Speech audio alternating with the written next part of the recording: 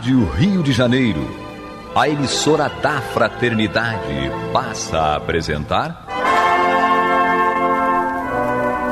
Luz na Penumbra, programa que leva ao seu coração a mensagem da doutrina espírita.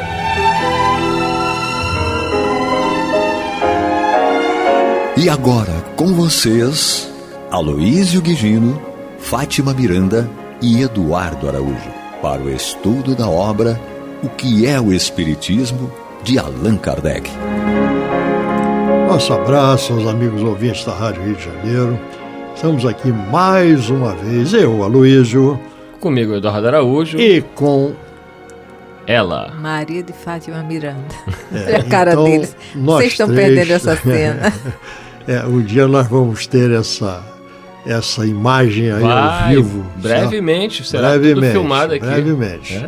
Então vocês vão ver aqui os bastidores, certo? É muito interessante. Então hoje nós temos a felicidade de podermos estar recomeçando os nossos encontros para nós conversarmos a respeito dessa obra, o que é o Espiritismo. Lembrando, como falamos no encerramento na semana passada, que essa obra foi elaborada por Allan Kardec com a proposta de responder ou de esclarecer dúvidas que surgiram quando da edição de O Livro dos Espíritos. Então essa obra é recomendada por Allan Kardec para todos aqueles que querem ter um primeiro contato com a doutrina, para que se esclareçam, para que entendam qual é a proposta do Espiritismo. Lembrando que esse termo, inclusive, Espiritismo, foi um termo criado por Allan Kardec para denominar esta doutrina que veio da espiritualidade. E espíritas são aqueles que abraçam, que adotam esta doutrina. Então é muito importante que nós já comecemos lembrando que o que existe é espiritismo, não é kardecismo. Kardec foi o organizador daquilo que foi ditado, que foi esclarecido, que foi dado a conhecer pelos espíritos. Então o que existe é o espiritismo, que é a doutrina. E Kardec, como com todo o seu valor, foi aquele que organizou essa doutrina para que nós tivéssemos acesso e pudéssemos, pelo esclarecimento, conhecermos melhor a proposta da espiritualidade. Nós hoje recomeçamos o estudo, a conversa desta obra. Existem edições que, ao início do livro, tem uma biografia de Allan Kardec que foi elaborada por Henri Sauce, que foi um contemporâneo de Allan Kardec e que fez uma biografia muito interessante e bastante completa a respeito do codificador de Allan Kardec. Então é interessante para todos nós, inclusive aqueles que estamos chegando à doutrina e que queremos ter um conhecimento melhor daquilo que aqui está contido, que nós já também conheçamos um pouco mais a respeito do nosso codificador, daquele que nos deu a oportunidade de termos o acesso a esta doutrina que sempre existiu, mas que foi organizada quando desta invasão organizada da espiritualidade em 1854, antes, isto é, 3 anos antes da primeira edição de O Livro dos Espíritos. Lembrando que a primeira edição do Livro dos Espíritos tinha 501 perguntas e respostas, lógico. E apenas foi a edição definitiva, que surgiu em 1861, em que nós passamos a ter 1019 questões e subquestões aí no meio também, que ampliaram bastante as colocações, os esclarecimentos a respeito daquilo que é importante para nós conhecermos, como é a nossa vida após a desencarnação. Então, aqueles que têm no seu início do livro esta obra, estas colocações, esses esclarecimentos sobre Allan Kardec, é que nós possamos conhecer melhor através dessa biografia. E aqueles que não têm, nós passamos então a estudar esta obra, a conversar sobre essa obra através do preâmbulo.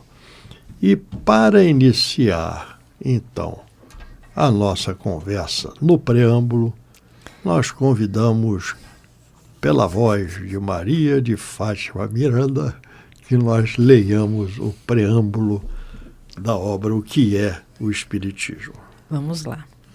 As pessoas que só têm conhecimento superficial do Espiritismo são naturalmente inclinadas a formular certas questões, cuja solução podiam, sem dúvida, encontrar em um estudo mais aprofundado dele. Porém, o tempo e muitas vezes a vontade lhes faltam para se entregarem a observações seguidas. Antes de empreenderem essa tarefa, muitos desejam saber pelo menos do que se trata e se vale a pena ocupar-se com tal coisa. Por isso, achamos útil apresentar resumidamente as respostas a algumas das principais perguntas que nos são diariamente dirigidas. Isto será, para o leitor, uma primeira iniciação e, para nós, tempo ganho sobre o que tínhamos de gastar a repetir constantemente a mesma coisa. Sob a forma de diálogos... Dá uma paradinha aqui, porque aqui tem muita coisa que é importante nós realçarmos. Eduardo, quer falar alguma coisa? Kardec coloca, né, que muitas pessoas alegam falta de tempo e vontade para se entregarem a observações contínuas. E ao longo da obra ele vai mostrar que isso é um problema que deve ser superado por aquele que quer criticar. Porque para você criticar, você precisa estudar. Eu não posso fazer uma crítica sobre qualquer ciência se eu não mergulhar no estudo desta ciência. E algumas pessoas condenam, né, dizem condenar o espiritismo, como faziam à época de Kardec. E quando você vai perguntar por que você condena o espiritismo, a pessoa apresenta argumentos completamente descabidos, mostrando que ela sequer se deu ao trabalho de estudar. Porque eu conheço um médium que é ex-espírita e ele comprova que a mediunidade é uma farsa, que o Chico Xavier nunca existiu, aquela mediunidade dele. E aí você vai ver, mas é esse o seu argumento? Você estudou? Você tem dados? Não, foi porque a pessoa me disse. E aí você percebe que essa crítica que Kardec vai fazer em relação à falta de estudos, de conhecimento, ela dificulta muito para que qualquer um de nós possa fazer uma análise sobre a doutrina. Daí a importância deste livro, que é o Espiritismo, porque ele coloca de uma forma resumida, né, bastante sucinta, mas profunda, clara, concisa, pontos fundamentais da doutrina espírita. E esse início que ele propõe, né, desse diálogo com o crítico, o cético e o padre, é fundamental por trazer diversas perguntas e dúvidas que são dúvidas de todas as pessoas, espíritas e não espíritas. São abordagens diferentes, né? Com colocações diferentes. Mas o que você realçou aí, Eduardo, é muito importante. Para nós discutirmos e nos posicionarmos a respeito de qualquer assunto, nós temos que ter conhecimento daquele assunto, porque senão vira uma opinião que é baseada em algo que você ouviu, gostou, mas não sabe por quê. E a racionalidade ficou de lado nesse seu posicionamento, que é importante para todos nós. Então, essa é uma das principais razões desta obra, que é de esclarecer pontos que geraram dúvidas quando da edição do Livro dos Espíritos. E um outro ponto que é colocado aqui também é que, com esta obra, Kardec busca evitar uma repetição sistemática de dúvidas, porque as dúvidas se repetiam.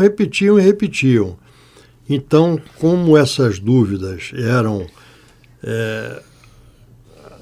repetidamente colocadas, ele edita essa obra para que ali fique registrada uma resposta que fica acessível a todos e ganha-se tempo num esclarecimento repetitivo. E uma resposta oficial, né?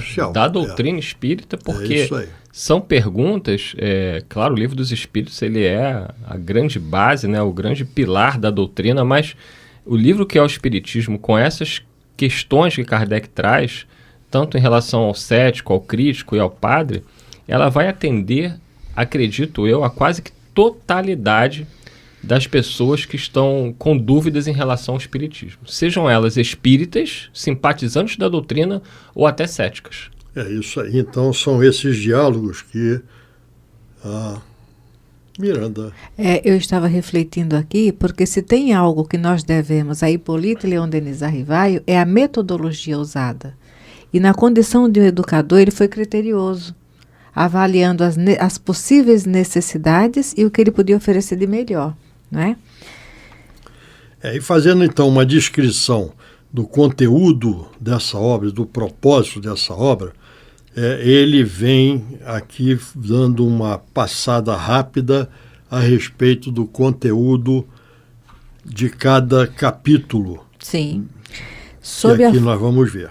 Sob a forma de diálogos, o primeiro capítulo desse volume encerra respostas às observações mais comumente feitas por aqueles que desconhecem os princípios fundamentais da doutrina, e bem assim a refutação dos principais argumentos de seus contraditores. Esta forma nos pareceu a mais convincente, por não ter a aridez da dogmática. Porque se ele ficasse só na questão da resposta filosófica, ainda que atendesse ao raciocínio, a pergunta direta com a resposta esclarecendo, ela é mais eficaz. Sim. É essa a metodologia, né? Do mestre. O Kardec era o bom senso encarnado, né? A clareza e objetividade. A clareza. É igual você ir a um médico e o médico diz, você tem a doença tal. E aí você pergunta ao médico, mas o que é esta doença? Ele começa a tratar de uma forma científica que você não vai entender. Sim. Então ele tem que buscar uma resposta concisa, clara, objetiva, para que o paciente entenda qual é a sua doença e qual é o tratamento. Assim Kardec tratou nessas questões. E é por isso que ele recomenda esta obra como sendo aquela que deve ser buscada por aqueles que têm um primeiro contato, ou querem ter um primeiro contato com a doutrina dos espíritos, pela clareza da abordagem dos vários pontos aqui tratados. Eu fico imaginando se eu tivesse estudado matemática com Kardec. Tá vendo? No segundo capítulo, damos uma exposição sumária das partes da ciência prática e experimental, sobre as quais, na falta de uma instrução teórica completa, o observador novato deve fixar a sua atenção para poder julgar com conhecimento de causa.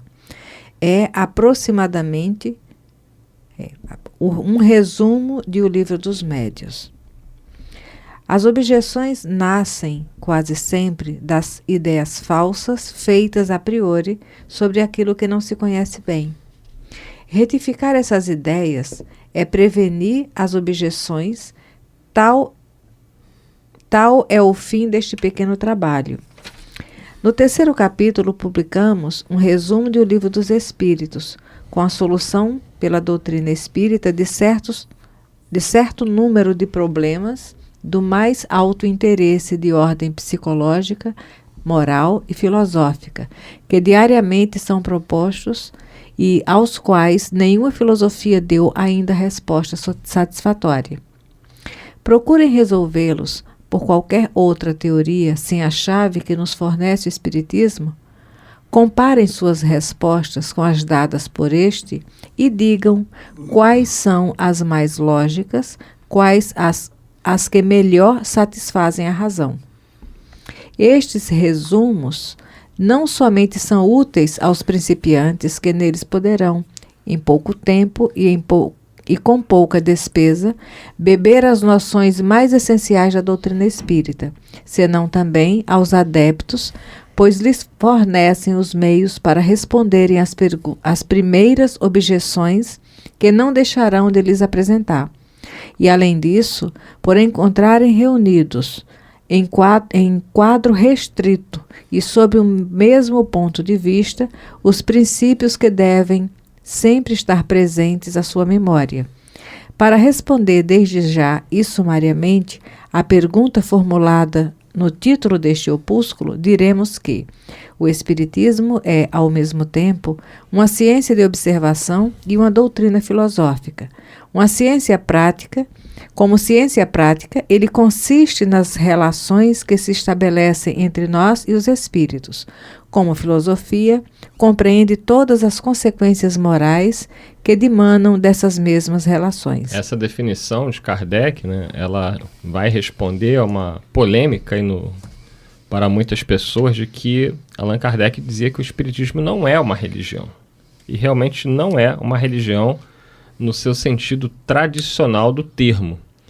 E ele vai falar sobre isso na Revista Espírita. Mas aqui ele já deixa claro que é uma ciência prática, porque ela consiste nas relações que podem se estabelecer entre nós e os espíritos. Então isso é uma questão de ciência. E que vai, inclusive, revolucionar a nossa ciência material. O conhecimento dessa possibilidade, né? Primeiro da realidade da existência do espírito, da existência de Deus, e da comunicabilidade e dessa inter-relação entre o mundo físico e o mundo espiritual vai causar uma revolução na ciência humana. Já causou e vai causar mais, né? Porque ainda há uma resistência forte, né, nos meios oficiais à aceitação dessa realidade. Isso muda tudo na psicologia, na filosofia, na pedagogia, em toda e qualquer ciência. Então o Espiritismo ele é uma ciência. Kardec não chama ele de uma religião, mas ele deixa muito claro aqui que, como filosofia, ele compreende todas as consequências morais que decorrem de tais relações. Portanto, aí sim, essas consequências morais é o que nós podemos aproximar da ideia de religião que nós temos. Existe uma discussão que continua e vai continuar durante ainda bastante tempo, se o Espiritismo é religião ou é um tratado moral. Tá? Eu, há tempos atrás, eu não me perguntem quanto não, porque eu não me lembro, mas já tem bastante tempo. Eu adotei, e é o que eu coloco toda vez que tenho oportunidade, uma definição de o que é o Espiritismo dentro dessa colocação, dessa reflexão que eu ouvi e assimilei.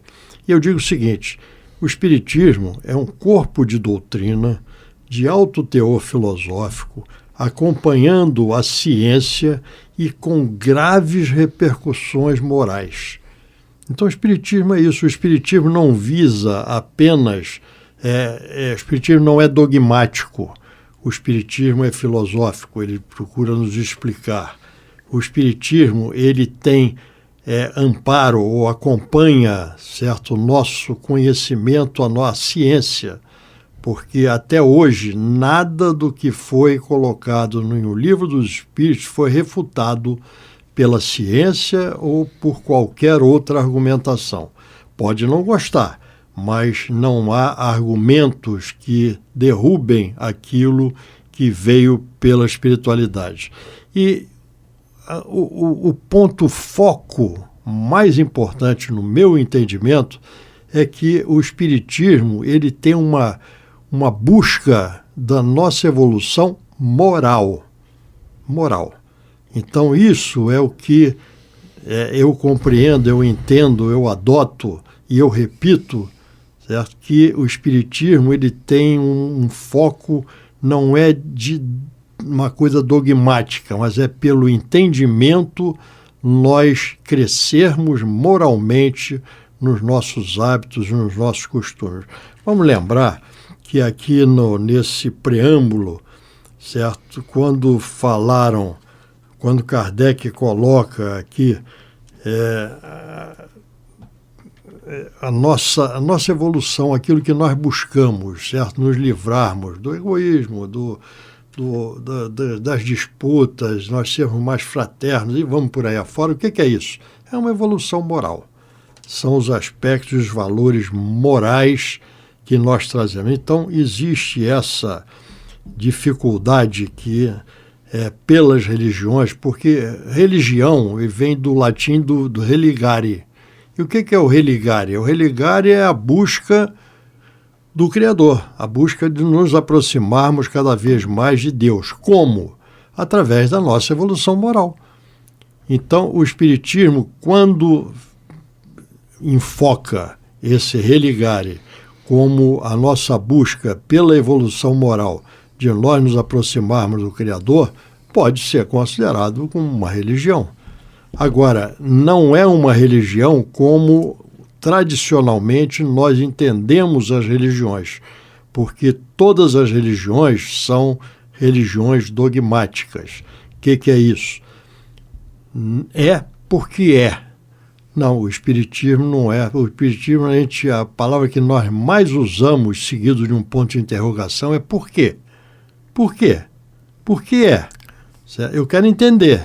E a própria doutrina nos diz, primeiro entenda, depois pratique. Certo? É interessante, porque estávamos nos lembrando de Jesus.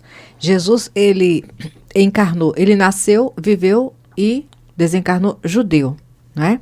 A mensagem que ele trouxe foi para fazer essa revolução moral. Então ele não deu início a religião nenhuma. Não é isso? Nenhuma. Depois ele nos promete a chegada do Consolador. E o Consolador é a doutrina espírita. Com esse aspecto filosófico, científico e com um convite à religiosidade por conta da ética e da moral que nos traz. Não é? Então o objetivo da doutrina espírita não é convencer ninguém nem fazer proselitismo. De acordo com o despertar, cada um vai buscando a compreensão. E Kardec trata desse aspecto na Revista Espírita de dezembro de 68. Exatamente. Então, quem tiver a curiosidade de ter mais dados a respeito, procure essa Revista Espírita de dezembro de 68. Só um detalhezinho do que ele fala, né? Só um trechinho. Ele diz assim, lá na Revista Espírita: se é assim, perguntarão, o Espiritismo é uma religião?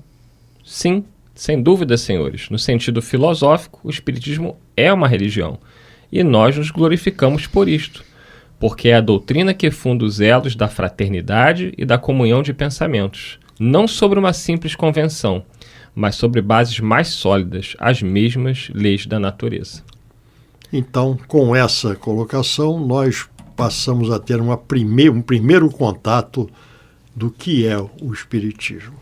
Uma ciência que trata da natureza, origem e destino dos espíritos, bem como das suas relações com o mundo corporal. Semana que vem tem mais. Semana que vem voltamos. Muita paz a todos. Até lá, muita paz.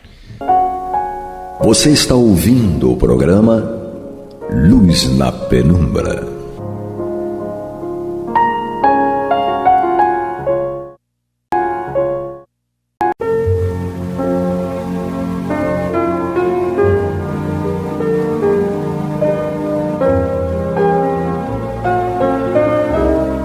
A Rádio Rio de Janeiro está levando ao seu lar e ao seu coração a mensagem consoladora da doutrina espírita, através do programa Luz na Penumbra.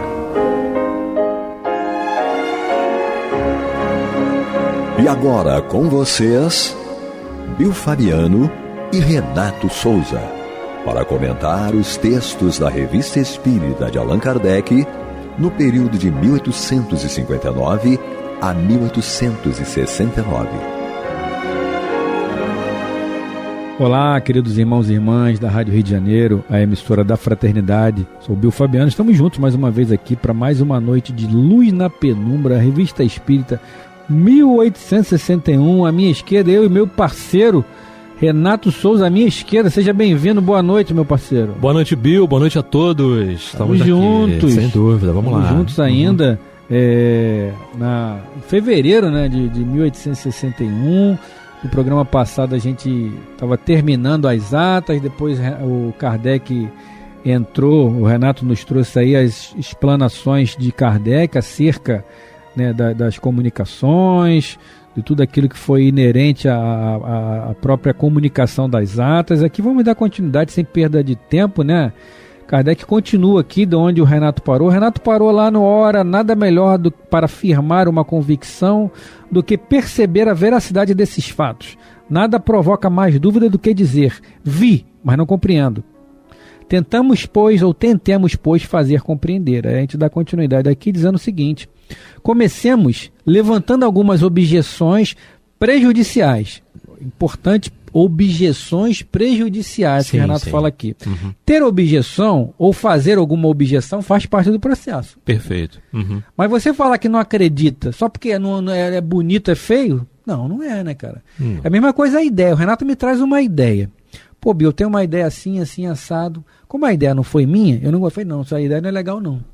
Aí o Renato pergunta, então me dá uma melhor? Fala, não tem, eu sei que a tua não serve. Porra, não tem sentido algum isso. Nenhum, não perfeito. Tem sentido, pô. Eu acho o seguinte, se você quer fazer alguma construção, né, a partir de uma ideia ou desconstrução de uma ideia, como que o Renato me trouxe, eu tenho que dar uma que seja a contrapartida. Sim. Pode até não ser boa. Fala, pô, não, acho que não é legal também não, Bill. Por isso, sim. Aí eu vou, acho que realmente... Mas eu simplesmente negar uma coisa por negar, porque eu não conheço, nunca vi... Uhum. Não sei, eu, por exemplo, eu não odeio, não gosto, né? Mas não odeio por nunca ter comido quiabo. Eu odeio só por dizer, porque eu nunca comi quiabo, nem jiló, mas eu odeio. O jiló não posso falar nada não, mas do quiabo eu posso. É muito gostoso quiabo. Eu odeio quiabo e jiló, mas nunca comi, pô. Jiló eu já experimentei. Enfim, que é muito amargo e tudo mais, mas eu não posso ratificar, porque eu nunca comi, mas não gosto. É tipo assim, entendeu? Então comecemos levantando algumas objeções prejudiciais.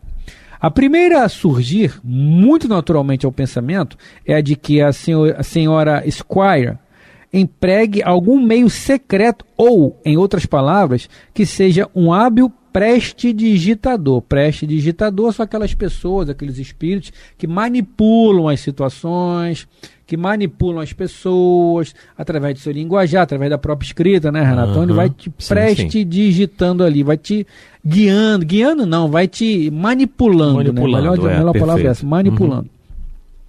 Ou ainda, como dizem duramente as pessoas que não se incomodam em passar por mal educadas, que ele é um charlatão. Uma só palavra é suficiente para responder a tal suposição. Ou seja, vindo a Paris como simples turista, o Sr. Squire não tira nenhum proveito de sua estranha faculdade.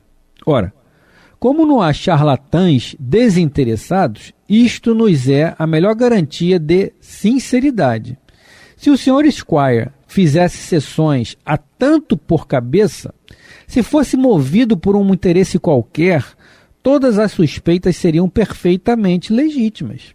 Não temos a honra de o conhecer, mas sabemos, por pessoas dignas de confiança, que o conhecem particularmente há vários anos, que é um homem dos mais respeitáveis, de caráter afável e benevolente, um distinto literato, que descreve em vários jornais da América.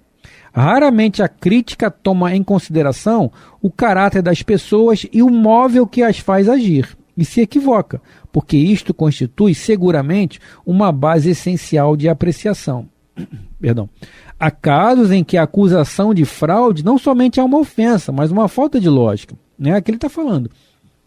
O Sr. Squire era um cara digno, um cara reto, sim. Né? Sim, que outras pessoas o conheciam, atestavam na dignidade dele, né? Então, por que questioná-lo, né? Ou melhor, questionar faz parte, sempre, né, Renato? Mas por que duvidar da idoneidade dele, né? Não teria sentido algum, né? Como ele fala, é uma falta, não só uma ofensa, como uma falta de lógica das pessoas, né, Renato? Sim, a gente precisa ver o contexto. Precisamos ver a obra, precisamos ver. Poxa, não é assim, não dá para você fazer um julgamento. O juiz não julga um caso somente por olhar para a pessoa, não. Ele não julga a pessoa, ele julga os fatos. Formas técnicas. Exatamente, né? Os fatos, as provas e tudo mais. É isso que ele julga, não é? E aí ele vai ouvir. Aí nesse momento ele vai ouvir a pessoa, não é? Mas para ele não importa quem é a pessoa. Ele vai ouvir e vai tirar lá a conclusão dele. É a mesma coisa. Não é? É a mesma coisa. Como é que você vai falar? Inclusive, Bill, a gente às vezes ainda esbarra com pessoas que dizem assim, vocês adoram o Kardec. Não, ninguém adora o Kardec. Não, mas eu não posso deixar de dizer que ele tem uma figura importante. Sim. Não é? Ele tem uma... Né? Não, é inegável, né? Não posso deixar de falar da sua... da sua condição, da sua responsabilidade, não é isso? Da sua grandeza. Não posso deixar de falar disso. Porque qualquer outro teria abandonado. Espera aí, olha só, eu tenho que largar tudo para fazer isso? Não vou. Poxa, ainda mais que é uma coisa que vai esbarrar com todo um sistema que tem aí, que as pessoas não estão preparadas ainda, até hoje, né, Bill? Sim, eu tô folheando aqui o Livro dos Espíritos para trazer de forma mais fiel o que Kardec fala na introdução do Livro dos Espíritos, mas é basicamente isso, que ele fala assim, na ausência dos fatos, a dúvida deve ser o posicionamento do homem sábio. Né? Sim. Como é que ele fala uma coisa aqui e fala outra lá? Não, você não tem fatos concretos, né? Então, não tem. Então, meu amigo, você tem que se colocar em guarda. Para você não acreditar, né, em qualquer... como o Erasto fala no próprio Livro dos Médiuns, no capítulo 20, né, da moral do médium. Duvide de 10 verdades, mas não creia no engodo, né, numa mentira. Então a dúvida faz parte, galera. Vocês precisam duvidar. Sim, com certeza. Né? Vai buscar. Mas não somente por duvidar. Não. O Bilson... tem pouco cabelo, não é legal o que eles estão falando. Não, de jeito nenhum. Isso não é um fato concreto, né? Então vamos lá? Vamos. Isto posto, e afastada toda presunção dos meios fraudulentos, resta saber se o fenômeno poderia produzir-se com o auxílio da força muscular.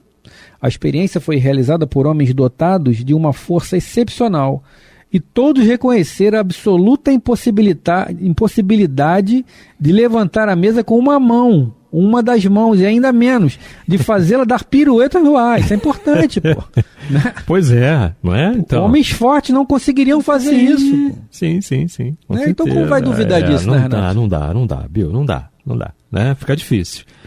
Muito difícil. Vamos lá. Acrescentamos que a compleição física do Sr. Squire não combina com uma força hercúlea. Ou seja, devia ser um cara normal, como nós, assim, que não tinha uma força mediana, que não tivesse uma força brutal. Segurar 40 quilos e fazer rodar. Complicado não o negócio. Não dá. Então... Um saco de cimento de 25 quilos. A ruim. Coluna né, já dá ruim. Tu imagina, você vai fazer o quê? Já dá uma cãibra no pescoço. Então, tu imagina, né? Não, de jeito nenhum. Né? Isso tudo tem que ser colocado... Raciocínio né? na hora ali. Raciocínio. Uma questão nova ali. Hoje é fácil a gente falar da doutrina, a gente está, né...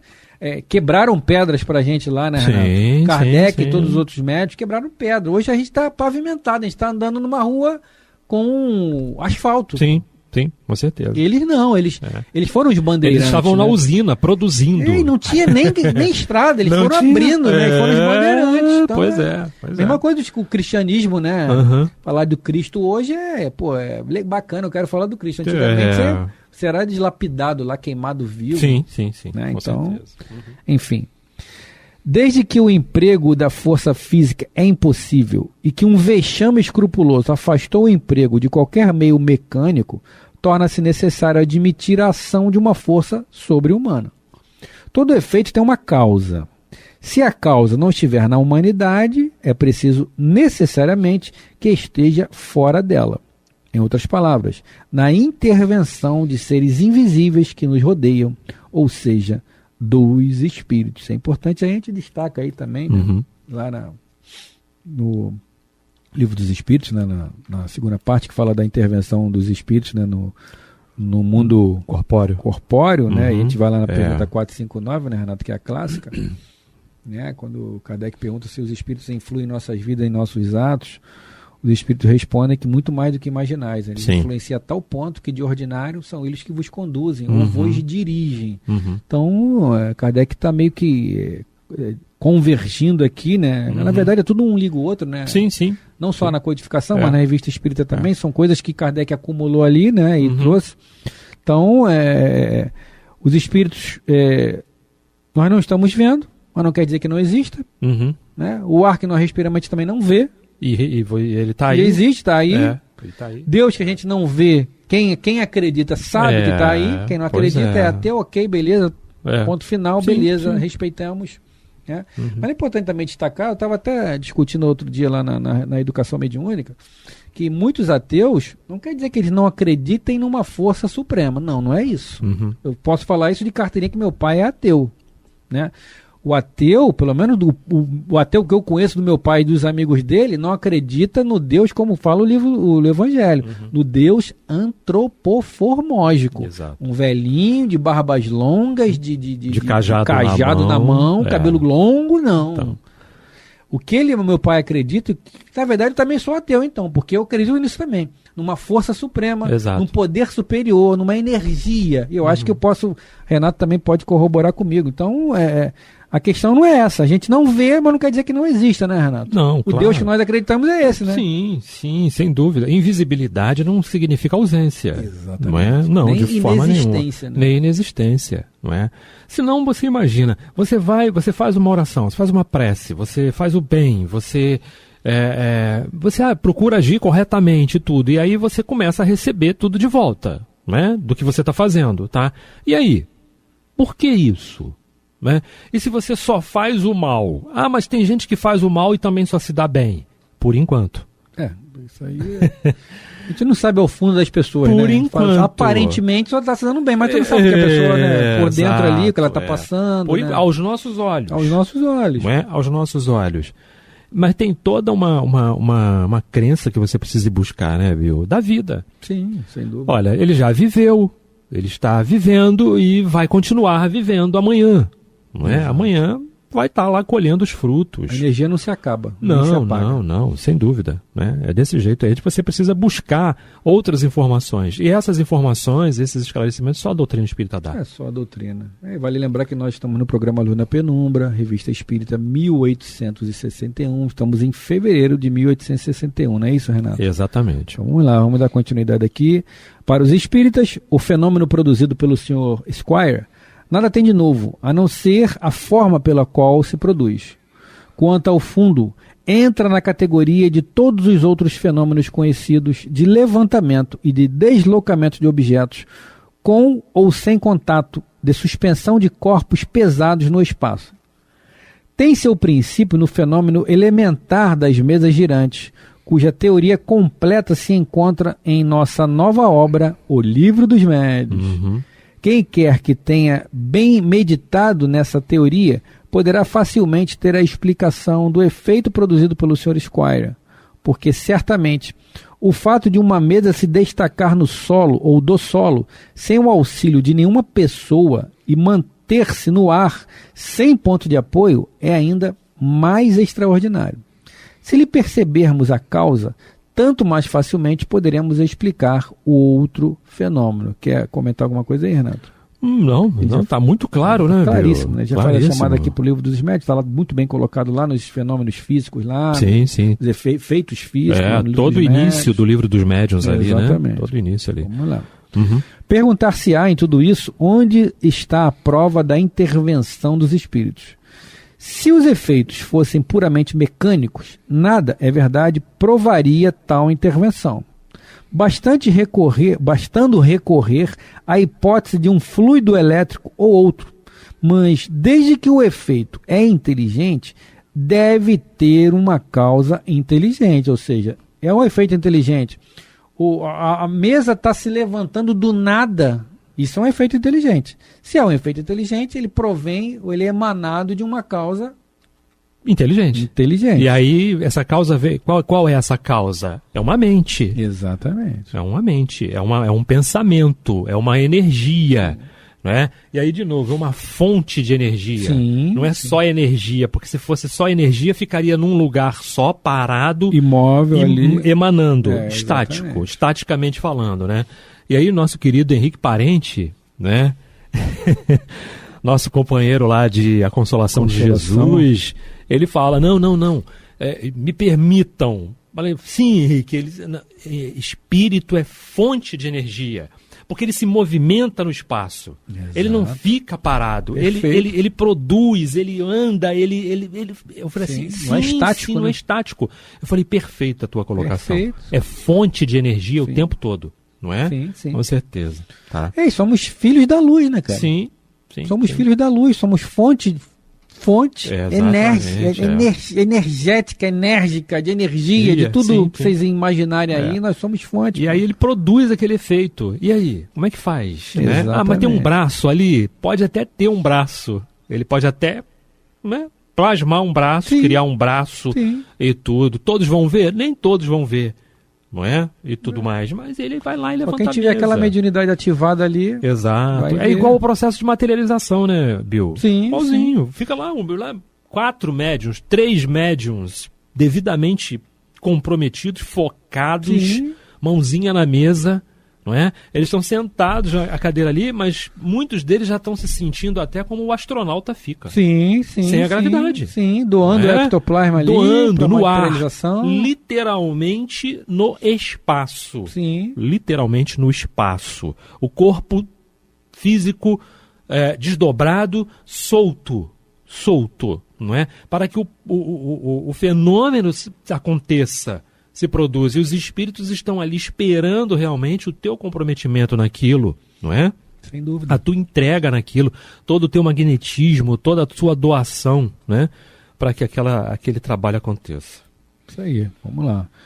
Ora, foi pelos sinais de inteligência desses efeitos que se pôde reconhecer que sua causa não era exclusivamente material. Falamos dos efeitos espíritas em geral, porquanto outros há, cujo caráter inteligente é quase nulo, e este é o caso do Sr. Squire. Poder-se-ia então supô-lo dotado, a exemplo de tantas pessoas, de um potencial elétrico natural, mas não saberíamos jamais que a luz fosse um obstáculo à ação da eletricidade ou do fluido magnético. Por outro lado, o exame atento das circunstâncias do fenômeno exclui tal suposição, enquanto sua analogia com os que não podem ser produzidos senão pela intervenção de inteligências ocultas está manifesta. É, pois, mais racional colocá-lo entre esses últimos. Resta saber como o espírito ou o ser invisível atua sobre a matéria inerte, né? A grande dúvida é essa. Uhum. É um efeito inteligente, de uma energia inteligente, né? Um ser invisível. Resta saber, a dúvida toda aí é como ele consegue levantar Exato. Uma matéria inerte, ou seja, uma mesa que está lá parada, né? Como ele faz isso? Uhum. Essa é a dúvida. Que há uma coisa, há. E aí ele vai explicar agora. Exatamente. Vamos lá. Falamos de um braço, falamos de uma mão, falamos de tudo, mas ele vem dar a explicação agora aqui. Exatamente. Vamos lá. Quando uma mesa se move, não é o espírito que a toma com as mãos e a levanta com a força do braço. Perfeito. Né? Pela simples razão de que, embora tenha um corpo semelhante ao nosso, esse corpo é fluídico. Exato. Não é material. Uhum. Então o que Jesus fala? O que é do espírito é do espírito. O que é da carne. Carne é da carne. O que é da matéria é da matéria. Exato. Né? Uhum. E não pode exercer uma ação muscular propriamente dita. Perfeito. Ele não está lá com os músculos dele, não está com a organização material dele, né? Já é um espírito. Né? Ele satura a mesa com o seu próprio fluido. Olha só. Combinado com o fluido animalizado do médium, com o ectoplasma do médium.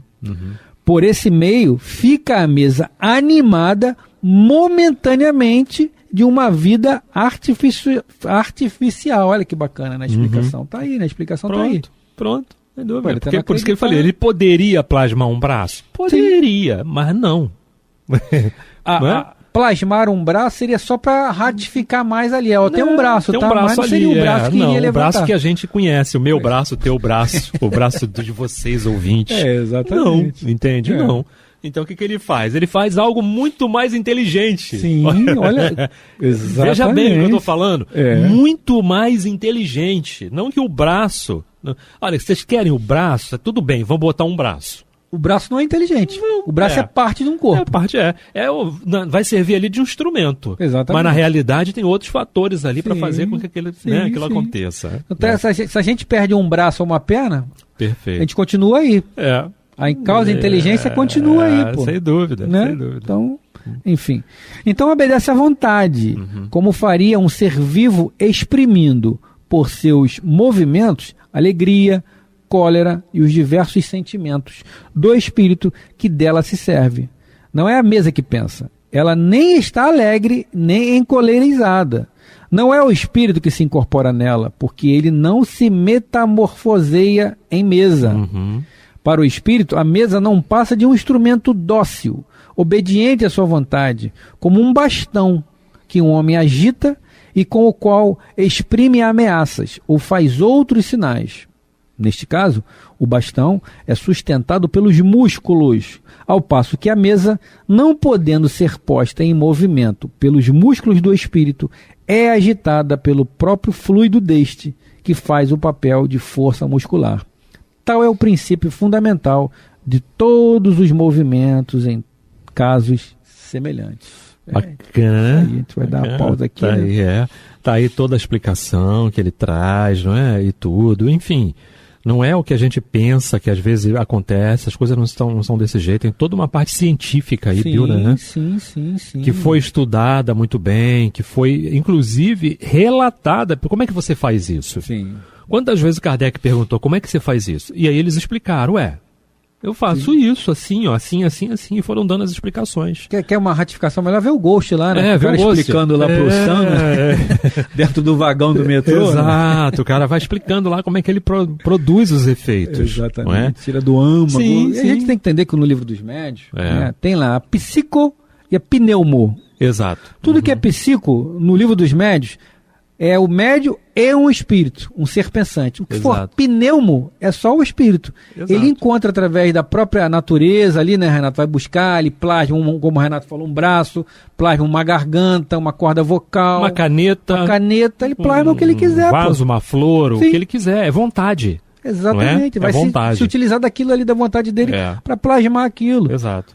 Então, mas ali o efeito precisaria ser realmente, né, conforme ele diz aqui, em todos os movimentos em casos semelhantes, né? Assim, não, vou botar um braço ali, acho que já não tem necessidade de colocar um braço ali, não é? Vamos pular essa parte, não tem necessidade. Até porque era para ratificar uma ideia, né, de uma nova doutrina que teria um efeito ali inteligente. Então não poderia, né, botar um braço ali, né? Então tinha que ser uma coisa mais impossível, entre aspas, para que, né, que as pessoas, né, alguma coisa há nisso aí, né? E que não tem nada, e que não tem nada de sobrenatural. Não tem nada de sobrenatural. Nem de maravilhoso, nem de sobrenatural. Muito menos. Dos médios. Muito menos, né, Bill? Estamos chegando ao final, Renato. Estamos chegando ao finalzinho aí do programa. Tá algo em torno de 22 horas já aí, né? Pra galera já começar a se preparar para dormir, para descansar para o sábado que vem aí, né? Um grande final de semana, que todos possam utilizá-lo de maneira serena, de maneira inteligente, o sábado e o domingo. Exatamente. Por aqui nós ficamos agradecendo a todos vocês a audiência, pedindo a vocês que continuem conosco a partir da segunda-feira, através de todos os Luz na Penumbra, a partir das 21 horas. Renato, meu parceiro, uma boa noite. Boa noite a todos, até o próximo programa.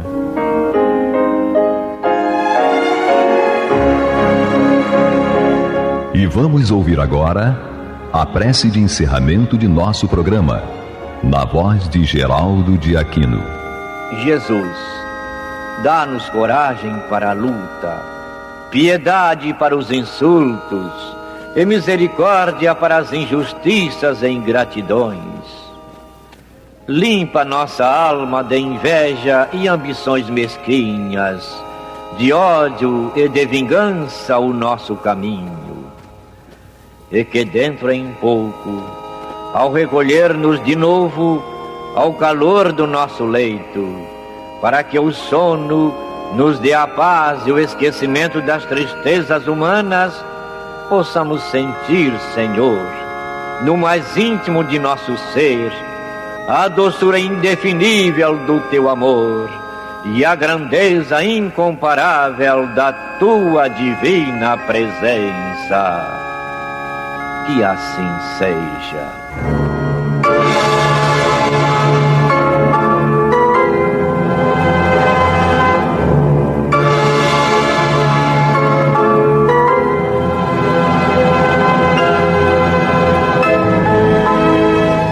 Acabamos de apresentar o programa Luz na Penumbra, que voltará a ser apresentado na próxima segunda-feira, às 21 horas, nesta emissora.